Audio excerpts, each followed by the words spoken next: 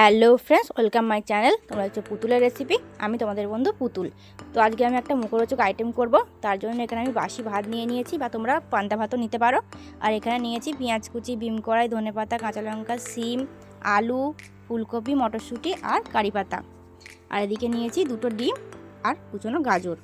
তো দেখো, কড়া বসিয়ে দিয়েছি। কড়াতে আমি দিয়ে দিলাম সর্ষের তেল। তো এই ফেলে দেওয়া ভাত বা বাসি ভাত, পান্তা ভাত অনেকে খায় না, অনেকে খায় এমনি, কিন্তু অনেকে আবার খেতে চায় না। তো এরকমভাবে বানিয়ে দিলে সবাই খেয়ে নেবে অনায়াসে, আর খেতেও হেভি টেস্টি হয়। তো কড়াতে তেল গরম হয়ে গেছে, আমি দিয়ে দিলাম গোটা গরম মশলা আর কিছুটা জিরে, গোটা জিরে আর গোটা গরম মশলা ফোড়নে দিয়ে তারপরে আমি দিয়ে দিলাম কারি পাতা। কারি পাতাগুলো একটু ভাজা ভাজা হয়ে যেতেই দিয়ে দিলাম এতে টুকরো করা ফুলকপিগুলো। ছোটো ছোটো করে টুকরো করে নিয়েছি, এগুলোকে একটু ভেজে নেব। তো ফুলকপিটা একটু ভাজা ভাজা হতেই আমি এতে দিয়ে দেবো হচ্ছে ডিম কড়াইগুলো। ফুলকপিটা একটু ভাজতে দেরি হয়, তাই জন্য ওটা আমি আগে দিলাম। ফুলকপি কাঁচা থাকলে ভালো লাগবে না। তারপরে আমি এতে দিয়ে দিলাম ডিম কড়াইগুলো। ডিম কড়াইগুলোকেও ভাজা ভাজা করে নেব ফুলকপির সাথে। এই খাবারটা বানিয়ে দিলে আমার মেয়েরা খেতে ভীষণ পছন্দ করে। আর তোমরা এটা যে কোনো সময়ই খেতে পারো, যে সকালের টিফিন বলে সকালে না, তোমরা দুপুরে লাঞ্চের সময়ও খেতে পারো, বা ডিনার করার সময়ও এইরকমভাবে তৈরি করে খেতে পারো। খেতে খুব সুন্দরই লাগে। তো তারপরে আমি দিয়ে দিলাম কুচনো সিম। এই শীতকালে এটা খেতে আরও বেশি ভালো লাগে, কারণ এখন নানান রকমের সবজি পাওয়া যায়। তো সেই কারণে এই সময়টা একটু বেশি ভালো লাগে খেতে। তো তারপর আমি দিয়ে দিলাম কুচনো সিমগুলো। তারপরে দিয়ে দিলাম আমি গাজর কুচি। বেশ কালারফুল হয়, বাচ্চারা খেতে চায় না যে সবজিগুলো, কিন্তু এরকমভাবে বানিয়ে দিলে বাচ্চারাও সবজিও খেয়ে নেবে আর ভাতটাও উঠে যাবে। তো দেখো, গাজরগুলো আমি ভাজা ভাজা করে নিচ্ছি। তারপর আমি দিয়ে দিলাম কুচনো পেঁয়াজগুলো। এবার সবটা ভালো করে ভাজা ভাজা করে নেব। একটু সময় লাগবে ভাজতে। সবজিগুলো ভালো করে ভেজে নেব, কারণ ভাতের উপরে তো বেশিক্ষণ ভাজবো না। এই সবজিগুলো একটু ভেজে নিলে সুবিধা হবে। তারপরে আমি দিয়ে দেবো আলুগুলো।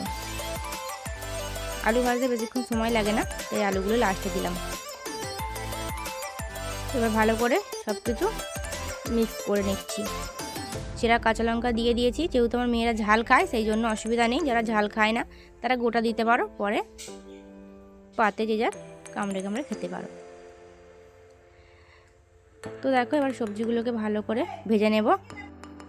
এখন আমি এই সবজিতে কিছু দিইনি, শুধু জাস্ট তেল আর ফোড়ন দিয়ে ভাজছি। এতে এখনও লবণ বা হলুদ কিছু দিইনি। তো এবার আমি দেব। তো প্রথমে আমি এখানে লবণ দিয়ে দিলাম। তারপরে আমি দিয়ে দেবো হলুদ গুঁড়ো। তো হলুদ গুঁড়ো আমি এতে দিয়ে দিলাম। এবার ভালো করে মিক্স করে নিতে হবে। যেমন সব সবজি ভাজে, তো সেরকমভাবেই আমি সব কিছু ভেজে নেব। আমার মেয়েরা খায় বলে আমি কাঁচা লঙ্কা দিয়েছি। যখন আগে আমি করতাম লঙ্কা গুঁড়ো দিতাম, বা কাঁচা লঙ্কা আরও বেশি দিতাম, কারণ আমার এটা যে ঝাল ঝালই ভালো লাগে। তো দেখো, সবজিগুলো আমার প্রায় ভাজা ভাজা মতন হয়ে এসছে। এবার এটা আমি মটরশুঁটিগুলো দিয়ে দেব।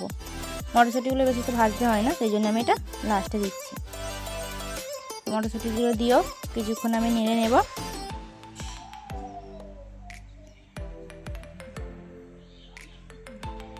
দেখতেই পাচ্ছ।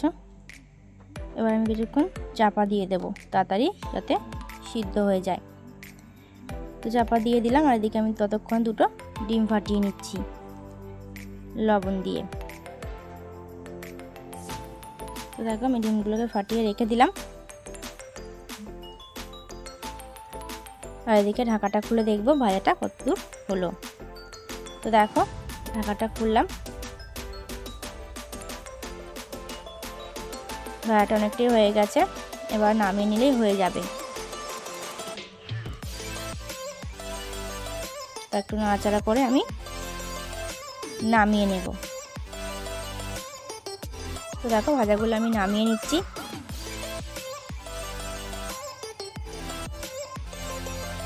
এই কড়াতে আমি আর একটু তেল দিয়ে দেবো, যেহেতু ডিমটা ভাজতে হবে সেই কারণে ওই কড়াতেই আমি তেল দিয়ে দিলাম। অল্প করে সরষের তেল দিয়ে দিলাম, দিয়ে ডিমটাকে আমি এতে দিয়ে দিলাম। তো এবার ডিমটাকে ঝুরি করে ভেজে নেব। তো দেখো ডিমটাকে আমি ঝুরি করে ভেজে নিচ্ছি।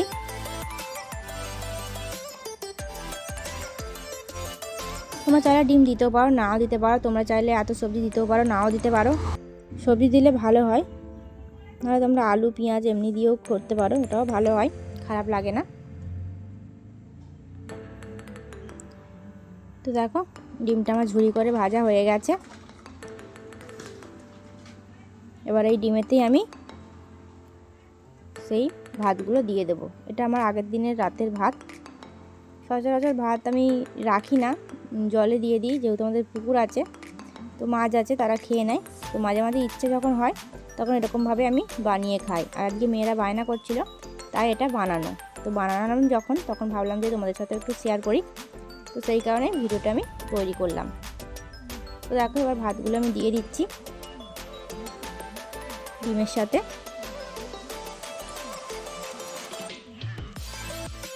এবার ভাতগুলোকে ডিমের সাথে একটু ভেজে নিচ্ছি। তো দেখো একটু নাড়াচাড়া করে নিলাম। এরপর আমি এতে ভেজে রাখা সবজিগুলোকে দিয়ে দেব। দেখো ভেজে রাখা সবজিগুলোকেও আমি এতে দিয়ে দিলাম। এবার সব কিছু ভালো করে মিক্স করে নেব।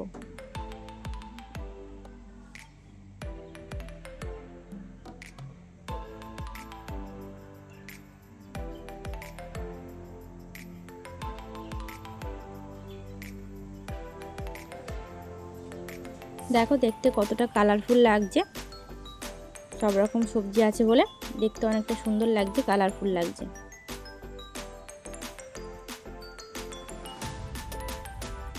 তো একটু নেড়ে নেড়ে ভালো করে ভেজে নিতে হবে এপিট এপিট করে। বেশি গ্যাস জোরে দিলে হবে না, কারণ ভাতগুলো চরমর করে কড়াতে ধরে যাবে। তো মিডিয়াম আঁচ দিয়ে এরকমভাবে ভেজে নিতে হবে।